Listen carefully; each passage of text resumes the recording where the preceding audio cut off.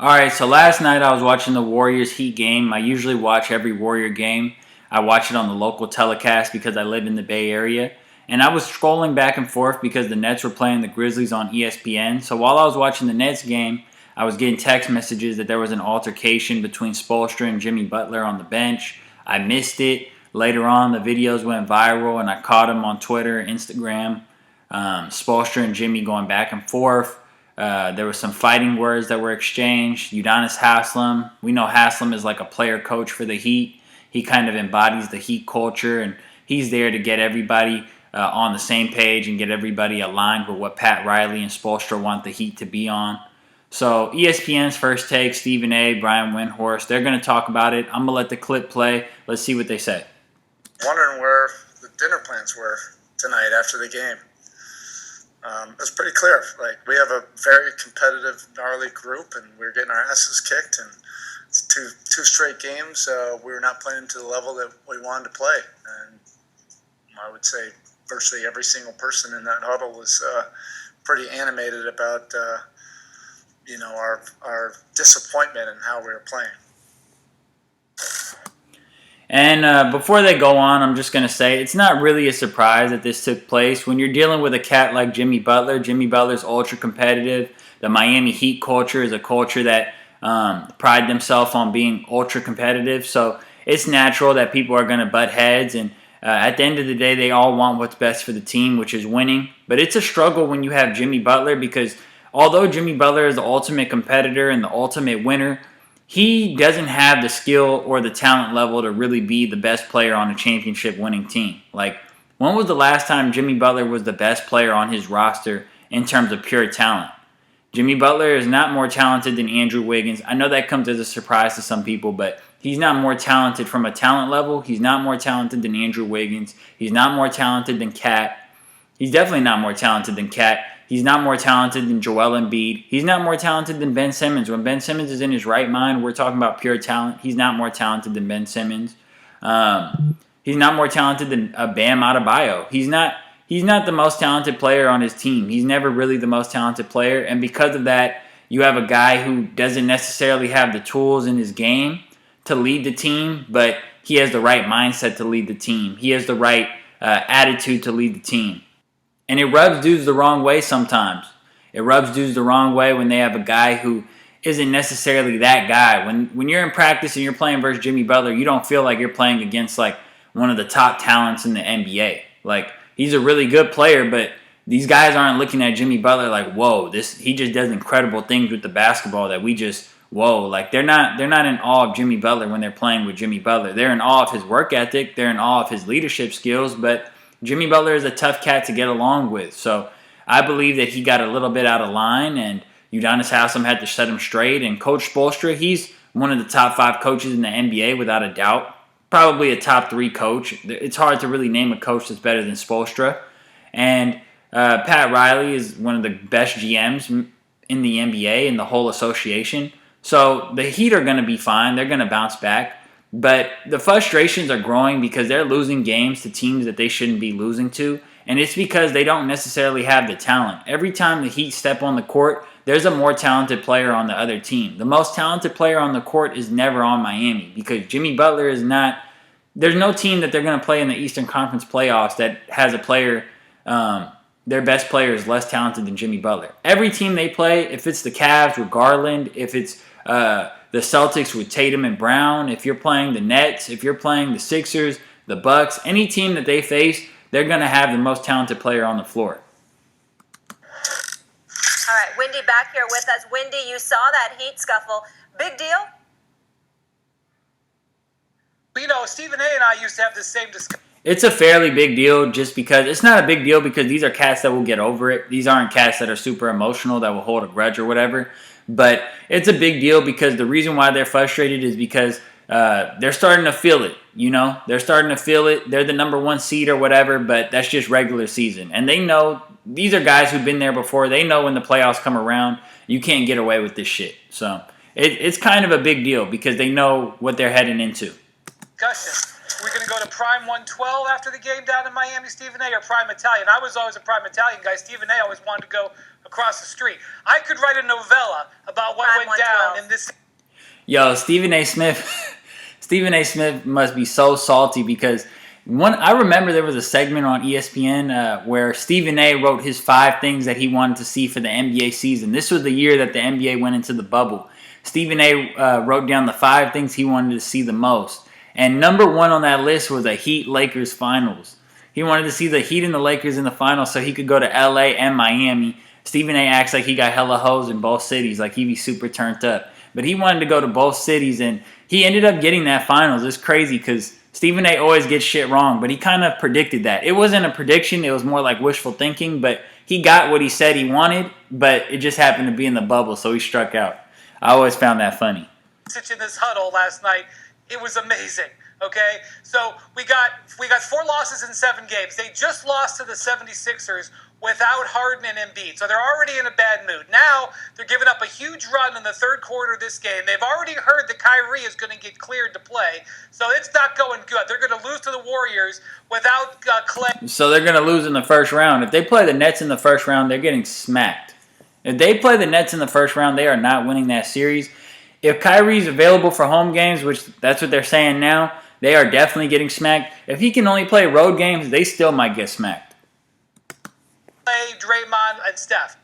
Jimmy Butler has a weak closeout on defense, gives up a 3-pointer. Spo calls timeout, sits down in the huddle, looks at Jimmy Butler. Jimmy says something to him, and Spo says, "What, you want to fight me?"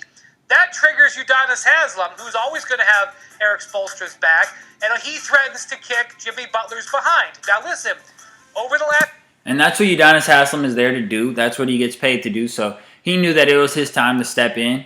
And Eric Spoelstra, we've never really seen Eric Spoelstra be this hot at a player. He wouldn't get this hot at LeBron or D-Wade back in the day, but LeBron and D-Wade probably showed some more respect than Jimmy Butler did in this scenario. I don't know exactly what Jimmy Butler said, but Jimmy Butler's a disrespectful dude. Jimmy Butler's a guy who tries to fuck the girls of teammates of players that he's going up against. He tries to DM their girls. He's a guy who he says out of pocket shit. Jimmy Butler's just a disrespectful cat. So when you move around with that type of energy, it's gonna come back at you.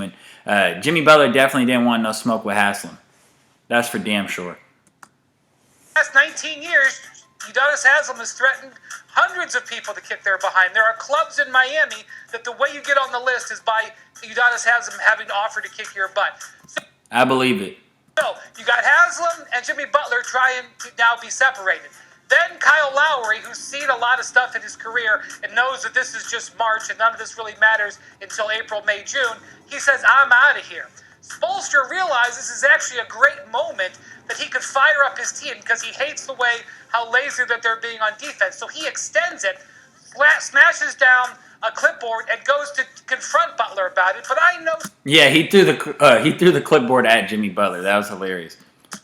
And I know in the back of his head he's really just trying to fire him up. And it works against Jimmy Butler because Jimmy Butler is at his best when he's in confrontation. He loves to create conflict if it isn't already there. So Spo's doing what he does, Butler's doing what he does. Then, in my favorite moment in the whole scuffle, Kyle Lowry calls a timeout in the middle of a timeout, gets in between Butler and Spo and says, "Timeout, timeout." But Kyle, you're already in timeout. Stephen A., it was just a classic moment for the Miami Heat, and guess what? Saturday, they get to welcome the Brooklyn Nets with Kyrie and Durant, the team they may end up playing in the first round of the playoffs, in a great moment to... Yeah, and they need to win that game just for morale. Like, just for the sake of the team's fucking morale. That's kind of a must-win regular season game, because if you lose that game, now you're going to be in fear of playing the Nets in the playoffs. Now your team, you just lost to the Sixers and the Warriors, and they rested their guys. Both of those teams rested their guys, and you just lost to them. So now you just going to be, it's going to be tough sledding if you lose to the Nets on Saturday. So they need to win that game. They need to go all out, and it's going to be even tougher if they play all out, and if they lose that game, knowing that they gave it their all and lost to the Nets. That's going to hurt. That's going to be stuck in their head. To have a bounce-back performance, I think all of this ends up helping them in the medium term. Well, I get where you're coming from, and I appreciate the breakdown. And here's the deal. I'm not sure the Heat would want Brooklyn in the first round personally. I know they defend, and I know they can beat any. They don't want no smoke. Nobody wants to see the Nets in the first round, but particularly the Heat, because the Heat don't have the type of firepower to go back and forth with Kyrie and KD. They're going to get theirs, and when they get theirs, like last night against the Grizzlies, KD and Kyrie in the loss, they combined for like 80 points. So you don't want no smoke with that because they're going to do that every single game if they have to. So you don't want any smoke with that because the Heat, their best player is Jimmy Butler. He's not scoring more than 20 points in a game. Bam Adebayo's not scoring more than 20 points. Like, yeah, they might in 1 or 2 games in a 7-game series, but these aren't guys who are just going to score 25, 30 points. They're not those type of scorers. So the Heat have a bunch of players that play defense. They have a bunch of players that make threes. They have a bunch of players that can get a rebound or put the ball on the floor a little bit, swing the ball around, but they don't have any A-listers. They don't have any big shot players. Like, they don't have those guys. Jimmy Butler can't hit a 3-point jumper or a mid-range jumper to save his life this year. He's great around the rim this season, and he's playmaking and getting his teammates involved, but he can't hit a jump shot to save his life this year. So the Heat are in trouble. But as Miami has shown you, they could also lose to anybody. So let's get that out the way. As an aside, I want to personally apologize to Karl Anthony Towns because Miami's lost 3 of the last 5. And one of the first losses was to the Minnesota Timberwolves. I got on Karl Anthony Towns a little bit, who is class personified and a good guy. I thought he was a little classless against Russell Westbrook the other day because Russell Westbrook's just going through what he's going through, even though he had a good game last night. Here's the deal. Karl Anthony Towns is trying to change the narrative surrounding him. People look at him as he's like a soft guy or whatever. So, you know, he, what Pooh Shiesty say? He coming back in blood. Karl Anthony Towns is coming back in blood for all these niggas, bro. He wants smoke with Jimmy Butler, Westbrook. He wants smoke with everybody. He wants smoke. He called LeBron a bitch-ass nigga. I saw that during the game against the Lakers. He wants smoke with all these niggas. He trying to change the narrative. People got him as a soft guy, and he sees what happens to soft guys. People have Blake Griffin labeled as a soft guy. They have different players labeled as soft guys, and you see how you can kind of get at them.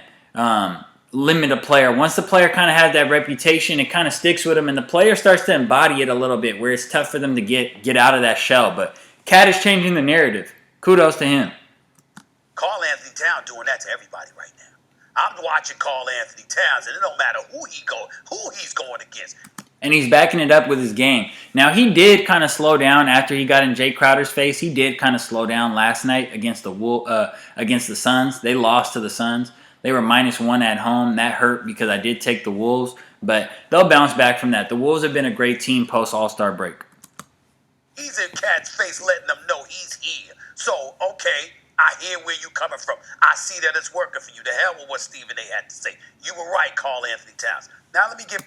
Dude, the first thing that they're telling NBA players when they get drafted is to hell with what Stephen A. Smith says. Like, nobody's worried with what Stephen A. Smith says, and if there are players, rookies or whatever, who are listening, they learn after like a year or 2 in the league that he just be up there saying anything. So you learn to kind of box out. You learn to kind of cancel out the things that Stephen A. says. Get back to Miami. This is why the Miami Heat are first class. Wendy, I spoke to about 3 people last night within the Heat organization. Not a single one of them gave me the details. But they didn't avoid the issue either. You see how they handle it? This is, I mean, they should give lessons on how to handle a situation. Yeah, that's the best way to handle the situation. But Stephen A. Smith's only saying that because the media, they try to act like we should care how players or how teams treat the media. Like, they want that to be a thing. So they're like, hey, well, if they didn't want to give us the answer, at least look at the Heat. They were respectful in doing it, and they were smooth about it, and this, and that. We as viewers don't really care if the Heat are responsive to the media or not. Like, we don't give a fuck how the media treats Stephen A. But Stephen A. wants us to feel like, well, the Heat go about it the right way, so we should be encouraging teams to move like the Heat do. We don't really care, though, but I'm glad it worked out for you.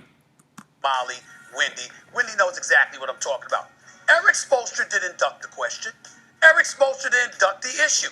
He just didn't give you the minute details of what transpiring because he's not going to betray any trust. But they didn't evade the issue. They didn't say no comment. Spoelstra said, "You trying to fight me? You trying to fight me? Are you trying to fucking fight? Fuck this. No, fuck this. I'm going to let you know something." Udonis Haslem came in and said, "I'll fuck you up. I'll fuck you up right now. Let's leave this game." Or anything like that. Kyle Lowry spoke on the issue. Eric Spoelstra spoke on the issue. I'm sure Jimmy Butler will speak on the issue. Udonis Haslem is Udonis Haslem. It's a reason why he's on the bench and he's been in the league for 20 years. He's a consummate professional. He always put in his work. He never ever cheated the game. And more importantly, from a player's perspective, he personifies and epitomizes what the Miami Heat culture. Yeah, he's just a triple OG. That's all you have to say, Stephen A. Udonis Haslem is there because he's a triple OG in Miami.